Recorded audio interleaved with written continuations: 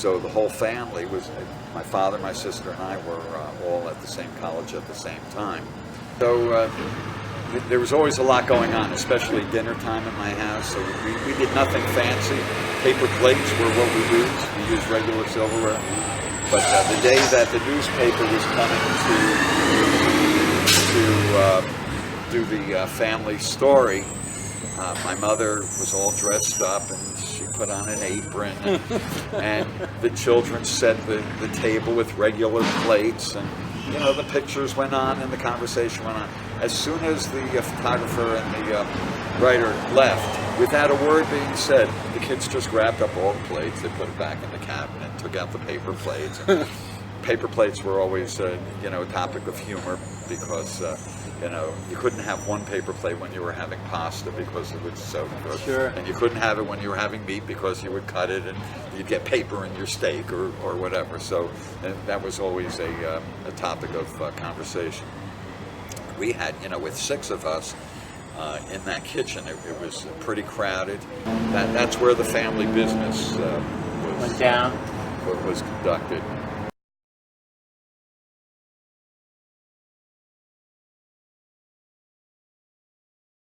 When I was practicing piano as a kid, I had to practice a half an hour a day, and we had an upright piano in the living room. And there was a clock sitting on the top of the piano, and the hands on the clock were on the outside of the clock. It was just a piece of glass, the hands were there. And I'd be practicing the piano and then move the hands. You know, so you could relate to Sebastian not really being excited about practicing every day. Right, exactly. So for years, you know, it seemed like years, I finished my 30 minutes practice and I'd say to my mother, and she'd be inside and say, okay, I'm finished. And she would say, that's a very fast half hour. And I said, well, you know, half hour is a half hour. And then later in the day, I'd go and I'd set the clock and I'd correct it. And when my mother was sick and she was, you know, within weeks of dying, the doctor had released her from care, and I went up to New Jersey to visit her, and she was in bed, and I got right into bed with her, and I said to her, Mom, I got to come clean and tell you something. She said, what's that? And I said, you know, all those years I was playing, and I, you know, I would be practicing, and then I would yell, hey, I'm finished, and you said that's a fast half hour. I said, you know, all those years I would move the hands on the clock. And my mother said, yeah, I knew that. I said, well, what? You're not telling anything off. Yeah, right, you parents. can't fool the parents. You put together a band. I said, I'll go away for the summer, and I'll find a rich Jewish girl, and I'll get married. You know, that would have been my parents' dream, you know. And just before 4th of July weekend, the Stanley Flato, the agent, called me up, because I was the leader of the group, and he said, I have to make some changes. He said, I need a bass player at the Evans Hotel. He said, I'm going to send the saxophone player over to your hotel. He's going to take your place, and you're going to go to the Evans Hotel. So it was because of Stanley Flato that I went to the Evans Hotel. And, you know, within a week or so, I met Mom, and I heard that her family was there for the summer, that, you know, her mother and her mother's sisters were there for the summer, and all the men went back to work in the city, and they came up on weekends.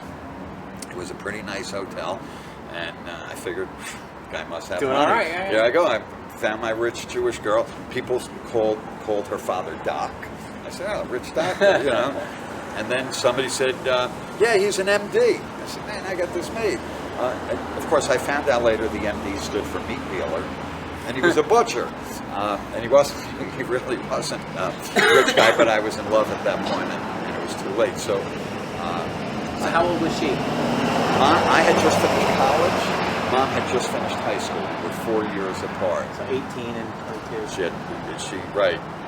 Actually, she had, I guess when I met her, her birthday was July 16th. So when I met her, she was probably 17. And then we got, you know, we started dating. We spent the whole summer, you know, hanging out with each other. And then a short time after the summer, maybe November, December, she lived in the Bronx. and I used to drive out to the Bronx and spend the weekend with her family.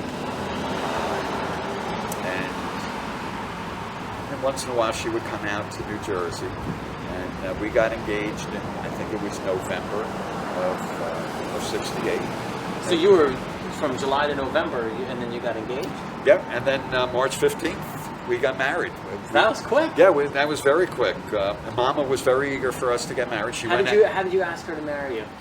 Well, Mama told me, I'm going to shop for a ring.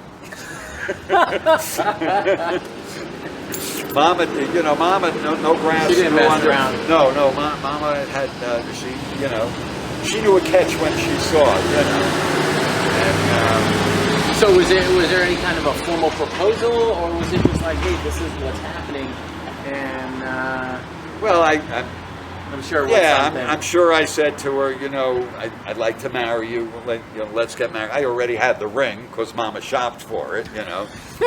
Did she buy the ring for you? No. But no. She helped choose it. Yeah, she not helped choose it. She chose it. Oh, Mama. And I would say the ring wasn't of great quality, but it was big, and that's what was important. Sure. That'd be.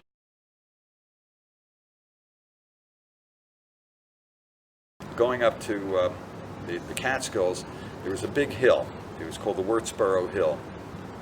And while friends that I had that had convertibles, they liked to have their surfboards sticking out. Me, I had my bass fiddle sticking over the seats. And one time, and we were just newly married at the time, when we were heading up to the country, and the top was down on my convertible. How did she fit in the car and the bass at the same time? She sat in the passenger seat, I sat in the driver's seat. The bass would be in the back, and the neck of the bass would be... Out the side? No, would be between us. Okay. So that's a big car. Yeah, that was a pretty big car.